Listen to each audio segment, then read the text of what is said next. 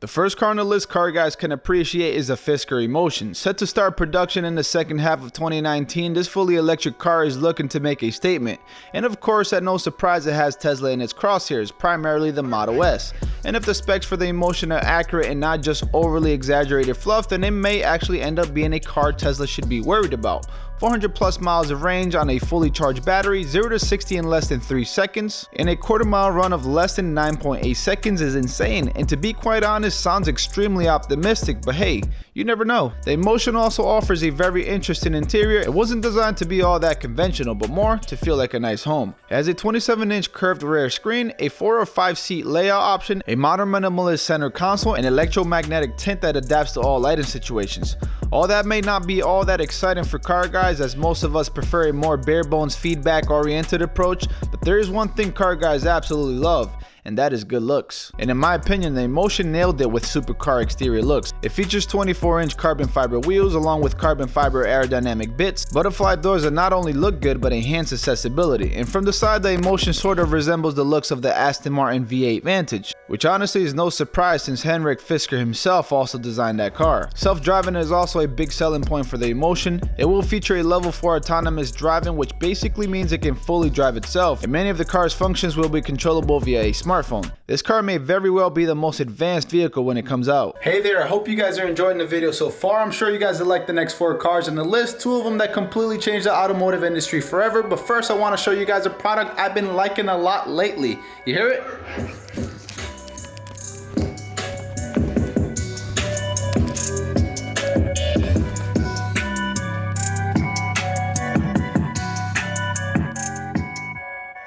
A few weeks ago, Cove sent me this ultra portable wireless Bluetooth speaker, and let me tell you guys, I've been absolutely loving it. I've been using it while doing stuff around the house, working on my car, and even editing videos just like this one. This Cove speaker here is called the Commuter, and honestly that's a perfect name since it can travel with you on the go. You can easily slip it on the cup holders of your backpack, the cup holders in your car, and if you got a couch like mine, you can slip it into a cup holder in your couch. It can easily connect to smartphones, tablets, and even computers, and you get 8 hours of playtime on a single charge. And let's say you're doing stuff around the house, let's say you're connected to your cell phone, it's in your pocket, you can easily place the Commuter in a stationary area and it'll stay connected because you get up to 30 feet of range, which is awesome and very flexible. You get this pretty cool, slick volume control right here. The top of the speaker has touch sensor control, so you can swipe forward and swipe back, and you get 2 modes, either standard or bass. And if you're anything like me, you're always going to keep it on bass because it sounds so much better, especially with the subwoofer at the bottom. The amount of quality packed into this Bluetooth Commuter speaker, guys, is unreal. And if you guys want to buy one, well, good news. Since I partnered with Cove on this video, my viewers get 65% off. All you have to do is when you're purchasing the speaker, you can use my code VV65, or you could just click down in the link in the description below. A big thanks to Cove for sponsoring this video and getting you guys this phenomenal deal. Now back to the video. Second on the list is the McLaren P1, the ultimate successor to the legendary McLaren F1. I remember getting super excited when I first saw this car on the cover of Forza Motorsport 5 back in 2013.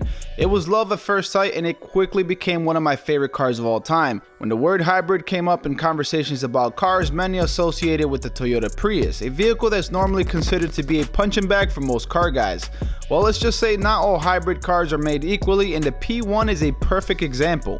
A powerhouse 3.8-liter twin turbocharged V8 engine pushing out 727 horsepower, paired with an electric motor pushing out 177 horsepower, and in total you get an insane 903 horsepower. Hybrid or not, who cares when you're getting that much power output, especially when the P1 is still making real engine sounds car guys live for.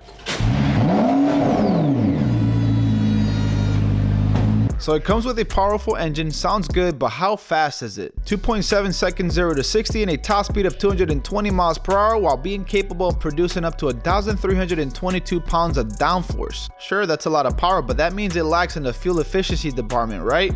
Wrong. Get this, the P1 averages 34 miles per gallon, and if you're looking to ninja around, it can even shut off its V8 engine and drive solely on its electric motor for around 6 miles. But in all honesty, if you owned a P1 or were lucky enough to ever drive one, you wouldn't care too much about fuel efficiency. You'd want to switch it into race mode, the P1's ultimate form, a process that takes 30 seconds in which the wing rises and the suspension drops 50 millimeters. This mode allows it to stay planted around corners without needing sway bars since the computer takes care of roll control. The McLaren McLaren P1 is truly a special car and was way ahead of its time back in 2013. It helped revolutionize the hypercar industry when it was first introduced. Only 375 were made and sold immediately, and they continue to go up in value to this day. Third car on the list is the Porsche 918 Spyder, which is just as iconic, or some would say even more iconic, than the McLaren P1. First unveiled at the 2010 Geneva Motor Show, this amazing hypercar stole the show and amazed us all. As hard as it was to top what Porsche did with the Carrera GT, the 918 Spyder took things to a whole nother level. Let's just say Porsche doesn't build cars like this every day. The 918 Spyder produces 887 horsepower in total, 608 horsepower from its naturally aspirated 4.6 liter V8 that powers the rear wheel, a 155 horsepower electric motor that also powers the rear wheels, and an additional 127 horsepower electric motor powering the front wheels. And yes, that doesn't quite total 887 horsepower, but according to Porsche, they said the motor and engine reach max power at different RPMs. The total just wouldn't add up.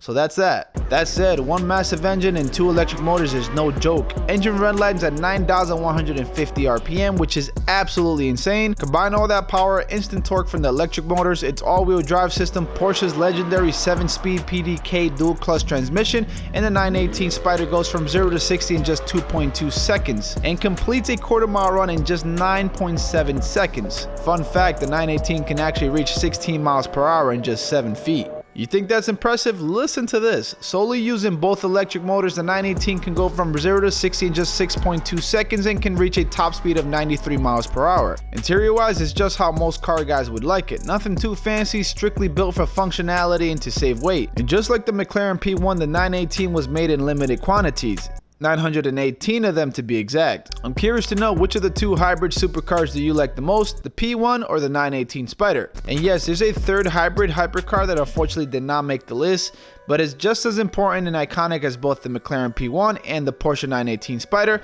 and that is the Ferrari LaFerrari. I figured I'd at least mention it since I spoke about the other two. Fourth car is the Tesla Model S P100D. It might come as a surprise that I even included this car on the list, since many car guys tend to despise Tesla, mainly because they have helped steer the automotive industry in the opposite direction from what we've all grown to love. It's no secret that Tesla vehicles are flying off the production line and public demand is massive, leading other auto manufacturers to follow suit. I'll be really honest, I've always been a Tesla hater until recently. The Model S P100D helped change my mind and probably the minds of other car guys as well. The most obvious reason being its rocket ship acceleration. Thanks to its 100 kilowatt hour battery, dual electric motors, and all-wheel drive system, the Model S P100D can run from 0 to 60 in 2.28 seconds while on ludicrous mode. Guys, that's a 5,000 fully electric family sedan that is comfortably sitting at the number 2 spot for the fastest production car 0 to 60 wise. The Porsche 918 being at the first spot. And I'd like to mention that the 2.28 seconds 0 to 60 is after the newest Tesla update. I believe prior to the update, the 0 to 60 time was around 2.5 seconds.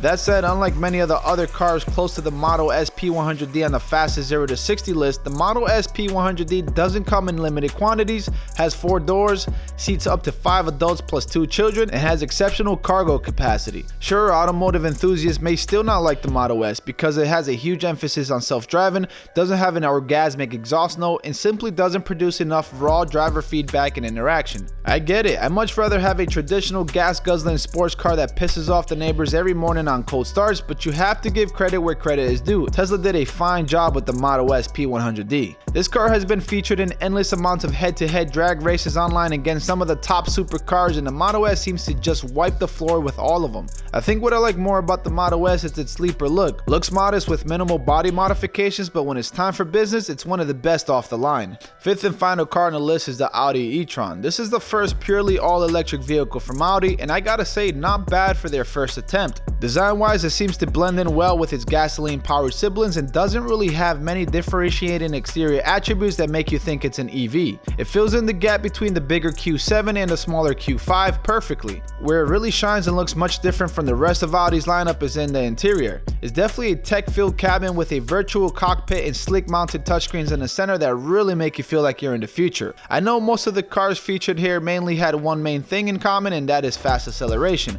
The e-tron is pretty quick, but not nearly as quick as the others featured on this list. The electric motors produce 355 horsepower, and when switched into sports mode, it bumps the power to 402 horsepower for only 8 seconds, which is just enough time to do an acceleration test. 0 to 60 happens in 5.5 seconds, which in my opinion is not too bad and sure makes up for it in the practicality department. The e-tron can tow up to 4,000 pounds, has a 5-mode suspension setting including off-road mode, has much more luggage room than the other cars, and can get 54 miles of range with just a 10-minute charge. Charge the e-tron for an additional 20 minutes and you'll get 160 miles of range. And of course this is made possible when using a 150 kilowatt DC fast charging system. That lightning fast charge speed should make up for its fairly low range when fully charged of just 204 miles.